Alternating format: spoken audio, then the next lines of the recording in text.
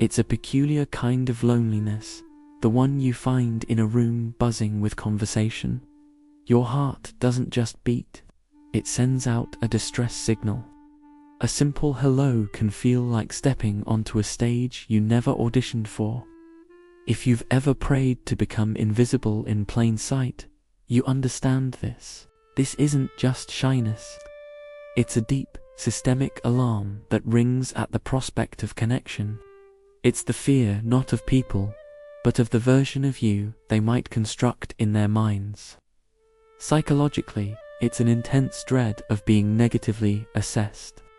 Your mind becomes a hypervigilant scout, constantly mapping the terrain for any hint of rejection. A glance across the room, a change in someone's posture, a laugh that feels misplaced. Your brain codes these neutral events as threats. The internal monologue is relentless. Was that the wrong thing to say? Do I look uncomfortable? Maybe I should just leave. This is the hidden conversation of social anxiety, a dialogue with an invisible critic that plays on a loop. What's happening beneath the surface is both a marvel and a tragedy. Neuroscience shows the amygdala, your primal alert system, is in a state of constant overdrive. It's firing warning flares in situations that are, objectively, safe. A casual chat becomes a high-stakes performance where every word and gesture is amplified. This isn't a character flaw. It's a biological overprotection program. Your brain, in its ancient wisdom, equates social rejection with survival risk. But what's often missed is that social anxiety doesn't always wear a nervous face. Sometimes, it wears the mask of the most composed person in the room. It's the polished smile, the well-rehearsed story, the attentive nod while your inner world is screaming for an exit. It looks like declining an invitation you were genuinely excited about. It sounds like the endless post-conversation replay in your mind. It is the profound fatigue that comes from performing okay every single day. Your sensitivity is not a flaw, it's a radar. And within that exhaustion lies an incredible, often overwhelming, perceptiveness. Individuals with this anxiety notice subtleties others overlook: a slight shift in tone, a fleeting micro-expression, the unspoken mood of a space. They possess an emotional antenna that is perpetually, painfully active. They don't just hear words, they feel the weight behind them. This isn't a weakness. It is awareness, with its volume turned up too high. Where does this begin? The origins are woven from many threads. For some, it's hereditary, a family legacy written in brain chemistry and innate temperament. For others, it's cultivated in environments where expression felt risky, where you learned that being seen could lead to being criticized. Sometimes it's born from a single, searing moment of humiliation. Other times, it's a slow accumulation of being told to just relax until you believe your very nature is a problem. As these experiences layer, a profound shift occurs. You develop an intense self-focus. Your awareness turns inward. You cease experiencing the moment and begin monitoring your performance within it. You become hyper-conscious of your own face, your voice, your very presence. Every action feels observed. Every silence feels like a verdict. This isn't self-absorption. It's a state of high alert. Is it possible to quiet an alarm that feels so fundamental? At its core, this is the fear of emotional exposure. The terror that your authentic self, if revealed, would be met with dismissal. That's why simplistic advice like be more confident glances off the surface. The intellect already knows that people are largely preoccupied with themselves. But logic is a feeble voice against a nervous system screaming danger. When your body believes it's under threat, rational thought becomes background noise. So, what happens when your own biology feels like the enemy? when your hands tremble holding a coffee cup, when your quietness is misinterpreted as aloofness, when the simple act of existing in a group becomes a test of endurance. Here's a perspective that might shift your view. This anxiety can be an over-evolved form of empathy. Your mind has learned to care too deeply about the emotional states of others, to preempt their responses before they even form. You've been conditioned to avoid being a burden, so you become the one who carries it. And in that process, you misplace your own right to ease. But there is a hidden gift here. That very sensitivity that makes crowds overwhelming can make one-on-one connection profound. You detect emotions others miss. You often understand what someone needs before they articulate it. You experience the world in high definition, vivid, intense, and deeply felt. And while that depth can be painful, it is also the source of a genuine, powerful compassion. Still, the reality is exhausting. To live inside a mind that rarely grants a ceasefire, to prescript dialogues and then analyze them for hours afterward, to feel trapped in the reverberations of your own self-awareness. The great irony is that the struggle for control often magnifies the very thing you are trying to suppress. The effort to stop being anxious signals more danger to the brain, locking you in a cycle where you become afraid of the fear itself.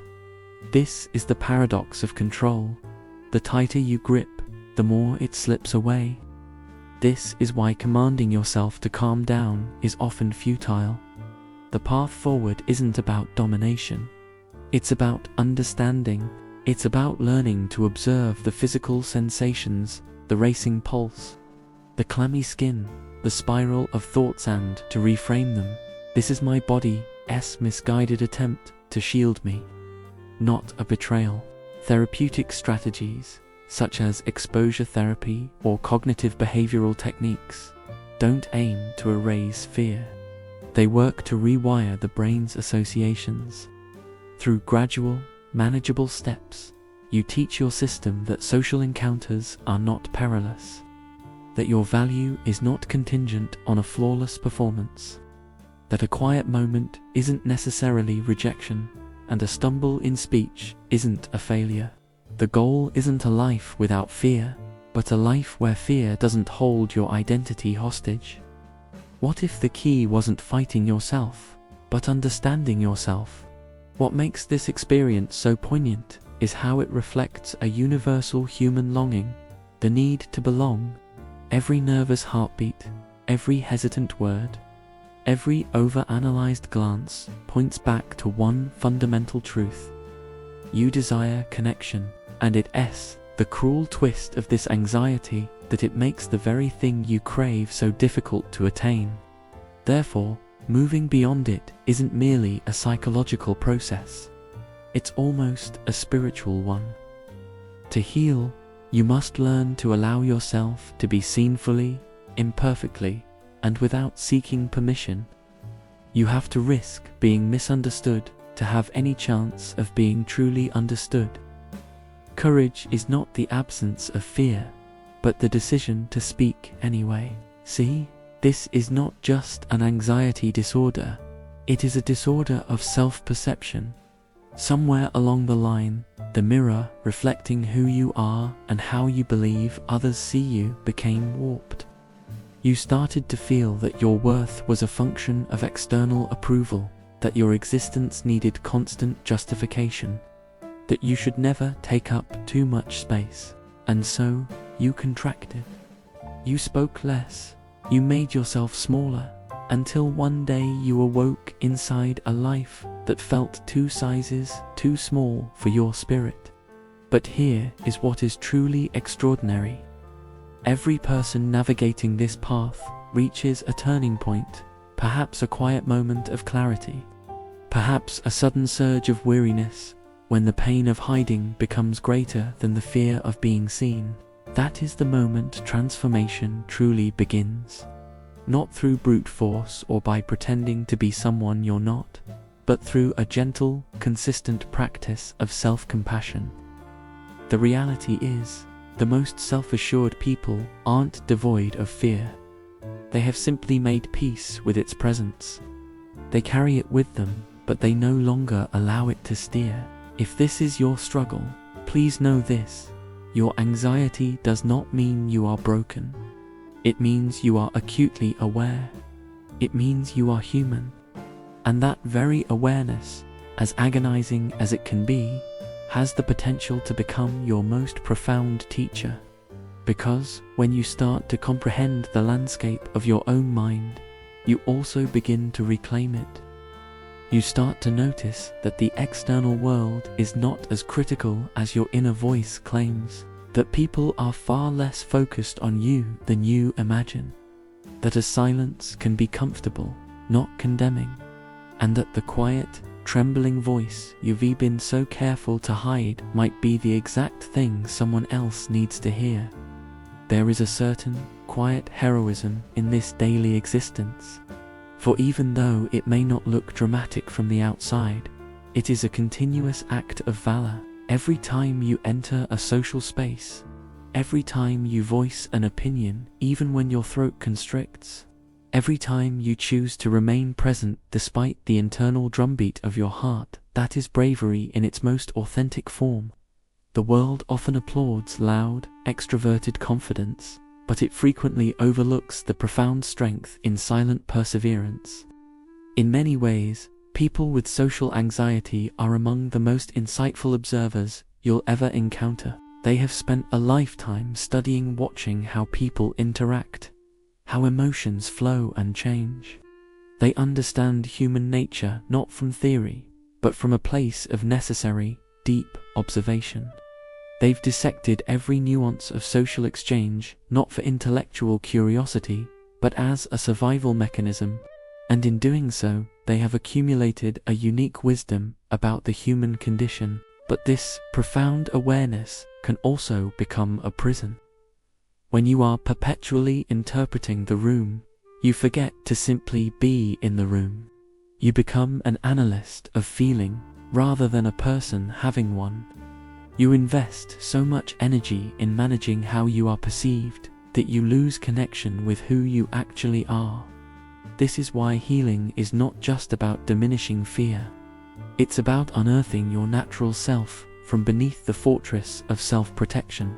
Try to remember a young child, completely absorbed in play, laughing without a single thought for who might be watching. That is what it felt like to be free before the anxiety took root. In many ways, this anxiety is the ghost of past emotional peril. It's your psyche pleading, "Let's not get hurt again." But healing begins with the profound realization that you are no longer that vulnerable child who needed to shrink. You are safe now, and your perspective deserves to be heard without justification. How would your life change if you believed your presence was a gift, not a test? One of the most freeing understandings is that this anxiety doesn't mean you dislike social contact. Quite the opposite. Most who experience it are profoundly social creatures. They simply operate with an excess of empathy. They ponder the potential impact of their words too deeply. They envision every possible outcome, every conceivable discomfort they might inadvertently cause. It isn't that they don't want to connect. It's that they desire a perfect, seamless connection. And perfection is the enemy of genuine bonding. Because people don't relate through flawlessness. They connect through shared vulnerability, honesty, and mutual imperfection. When you begin to embrace this truth, a shift occurs. You stop striving to impress and start aiming to understand. You cease rehearsing your lines and start truly listening. And, paradoxically, the less you perform, the more people are drawn to your authenticity. Because real presence, quiet, imperfect, and unedited, is incredibly magnetic. This condition often trains the mind to over-scrutinize the self. But this self-awareness, when brought into balance, is a powerful asset. It allows for deep reflection, genuine empathy, and meaningful growth. The crucial step is learning to pivot that awareness from self-judgment to simple self-observation. Instead of asking, "Why am I like this?" try asking, "I wonder what I'm feeling right now." That slight shift in language transforms shame into open curiosity, and curiosity is the natural adversary of fear. Let's briefly revisit the science. Studies indicate heightened activity not only in the fear-processing amygdala, but also in the medial prefrontal cortex, the region associated with self-referential thought. This means your brain is literally wired to place you at the center of every social equation. It's like being on a stage with a spotlight only you can see, even when the house lights are up. Mindfulness and acceptance-based therapies help by gently shifting that spotlight outward, reminding you that not every pause is criticism and not every look is disapproval. Often, people are simply immersed in their own private worlds, just as you are in yours. But you cannot simply think your way out of this pattern. It is not a puzzle to be solved by logic, but a deeply ingrained rhythm of the nervous system. This is why the journey of healing must start with the physical body. Conscious breathing, grounding techniques, gentle and repeated exposure. These practices retrain your physiology to associate social moments with safety instead of threat. When the body learns to settle, the mind can follow. And when the mind finds quiet, true connection becomes possible once more. Of course, progress is not a straight line. There will be days when words flow effortlessly, and days when they feel stuck again. Days you amaze yourself with your own courage, and days you need to cancel everything just to find your center. That is perfectly okay. Healing is not the eradication of fear. It is the growing capacity to choose your actions despite its presence. The anxiety might still whisper, but it no longer gets to dictate your choices. And something else beautiful unfolds along the way. That profound empathy, which once felt like such a heavy load, reveals itself as your greatest strength. Because once you have known what it is to feel invisible, you will strive to make others feel seen. Once you have borne the weight of silence, you will learn to listen with your whole being. And once you have felt the sting of judgment, you will move through the world with a kindness that feels like warmth. That is the secret hidden beneath the surface of this struggle. A heart that cares too deeply and a spirit that feels too intensely. There is a quiet revolution occurring in psychology's understanding of such experiences. For decades, the focus was on pathology fixing what was supposedly broken. Now, there is a growing emphasis on uncovering the strength and value within the struggle. This shift is vital, because when you cease viewing yourself as defective, you can begin to grow anew. This anxiety is not a personality defect. It is the consequence of a protective system that learned, long ago, that fitting in was the only way to be safe. But you were not meant to simply blend in forever. You are here to flourish, even if your bloom is slow, even if it is quiet. The process often starts with tiny, almost invisible, acts of rebellion. Not grand gestures, but quiet defiance against the voice of fear. Holding a gaze for one breath longer. Saying a sentence even when your instinct is to stay silent. Allowing a conversation to have a natural lull without rushing to fill the space. From the outside, these moments seem insignificant, but on the inside, they are revolutions. They are proof that you are choosing to be present over being protected. And with time, these small wins rewire your neural pathways. You begin to trust yourself again. And as that self-trust solidifies, the anxiety inevitably loosens its grip. But here is a nuance rarely discussed. As the anxiety recedes, a strange emptiness can sometimes appear. For so long, it was a core part of your identity. Who are you without it? What happens when silence is no longer oppressive, but peaceful? This phase of healing is both beautiful and disorienting. You start to realize that the anxiety never erased who you were. It was merely a layer covering you. And beneath all that self-protection and doubt, you were always a person of immense worth. People often mistake this anxiety for a dislike of others. The truth is, you likely hold a deep care for people. You imagine their potential disappointment before it has a chance to manifest. You shoulder their hypothetical criticisms before they are even formed. You are so busy living in their imagined heads that you forget to inhabit your own life. That is the profound sorrow and the profound beauty of a soul that yearns for acceptance so intensely it forgets it is already worthy. And that brings us to the final, most crucial understanding. True acceptance must originate from within, the same compassion you so freely offer to others, the patience, the understanding, the forgiveness, must finally and fully be directed inward. Because you are not merely a compilation of anxious instances. You are the quiet, persistent will behind every single one of them. You are the person who shows up even when your pulse is racing. You are the human being who continues to hope, to try, to believe in the possibility of belonging. You are not your anxiety. You are the awareness observing it. One day, the anxiety will feel like a distant echo rather than a raging storm. You will walk into a gathering and your body will not brace for impact. You will speak and your words will sound like they truly belong to you. And when a silence naturally descends afterward, it will not feel heavy, it will feel like peace. You will no longer feel the need to decode every single social signal, because you will have internalized the most liberating truth of all.